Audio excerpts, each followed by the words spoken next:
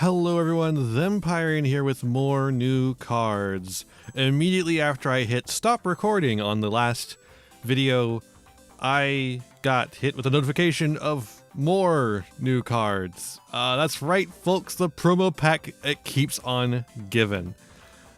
Well, we got a bunch of new cards, and these are some new Ixies monsters. So it seems that Yu-Gi-Oh has hit upon the same conclusion that Pokemon hit around Gen 2-ish, early 2000s. You can sell the same monster again if you just add Shining to the front of the card. So these are the Shining numbers. We've got Shining numbers 37 Spider Shark, or as it's probably going to be here, numbers S37, number S37 Spider Shark.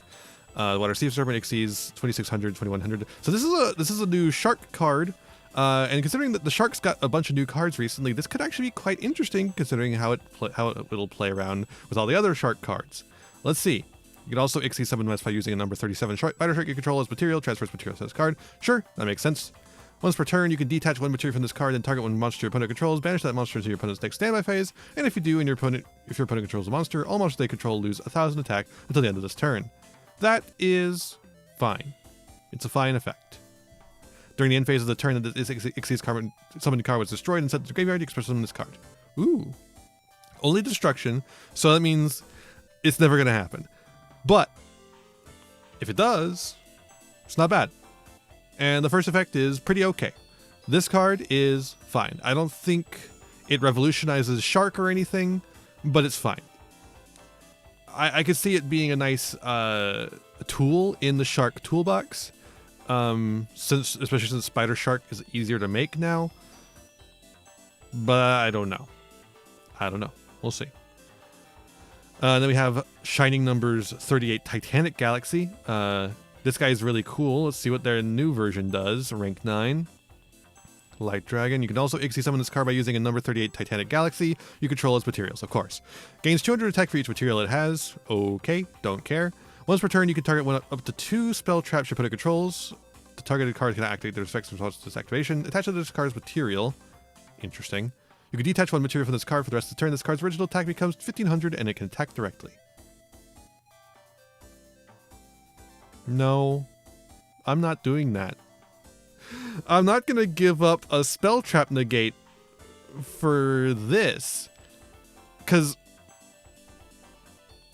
okay, so your opponent has 2 set cards. You have your Titanic Galaxy, and you're like, I need to get rid of those 2 set cards. Let me make my Shining Titanic Galaxy, and then I can get rid of those cards. You make Shining Titanic Galaxy. Your opponent activates the 2 set cards, and you did not get to suck them up. Granted, this does force them to use them when you want them to use them, but I don't know that that's good enough for getting rid of a spell trap removal or negate. Or it's only spells, right? It's not spell trap.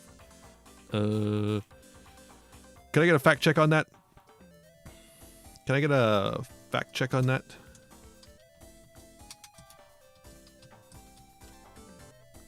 Hope Harbinger Dragon Titanic Galaxy. Yeah, where's the Hope Harbinger Dragon part? You gotta specify. Spell trap is just spell cards. So yeah, just spells. So this means if those face downs are traps, then you got a little bit of an advantage. It lets you do traps in addition to spells, but only if they're set. And that's like a really specific situation. 2 set cards in this day and age? I don't know about that. I don't know about that one. All right. We also have Revelation of Hope, spell normal. You only activate 1 card of this card's name per turn. Send 1 face-up level 8 dragon monster from your field to the grave. Special summon 1 rank 8 dragon Ixies monster from your extra deck. It's treated as an Ixie summon. Wow, okay. This card is actually insane. What the fuck? You can't be printing that. Okay, but it doesn't have its materials, right? So it doesn't. But Hope Harbinger doesn't care about that, because you can negate the effect and then attach the card to this card as materials.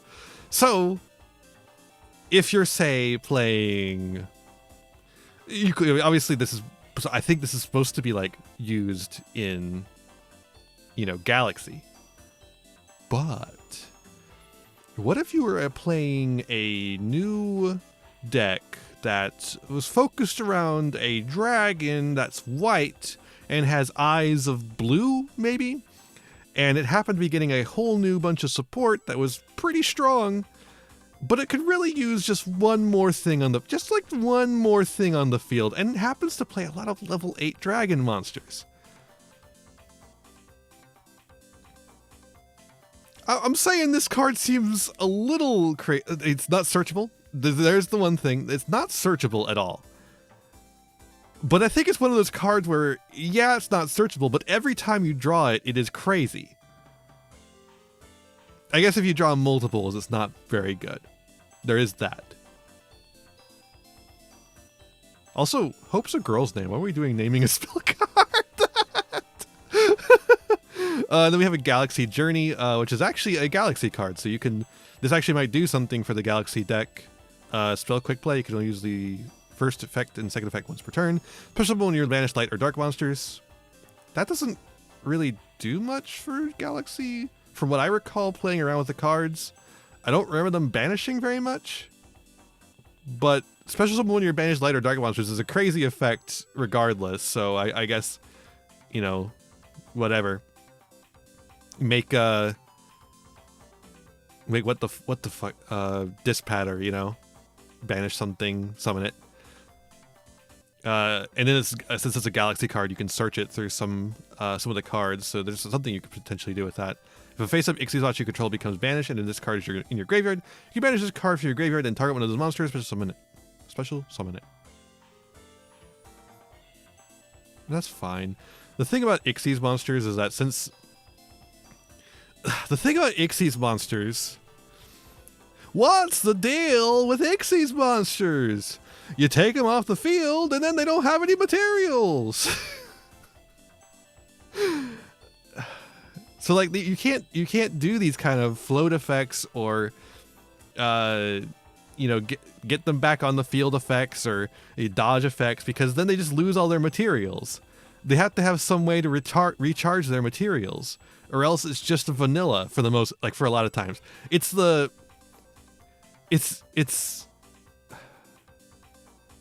just isn't good. I don't know. It like, Ixie's monsters are the most balanced of the 4 types of card now. It used to be that obviously like Fusion was unplayable, but now Fusion has some of the most broken spell cards ever printed. And then, you know, synchros are a little hard to make, but not that hard, and especially in the modern day where decks are designed to make them. Ixie's decks have a lot of decks that are designed to make them, like Rizal, but the design of the Ixie's monster is very fair, because its effects don't work if it doesn't have the goddamn materials, unless it's one of the effects that does work. And I think frankly we shouldn't be printing Ixie's monsters that have effects that don't use their materials, like don't require the materials to be on them. That seems a little whack to me. It kind of defeats the design purpose of the Ixie's monster, but you have to, or else it can't compete against Link monsters and Synchro monsters and Fusion monsters now even. I don't know. So like, but yeah, to get back to this,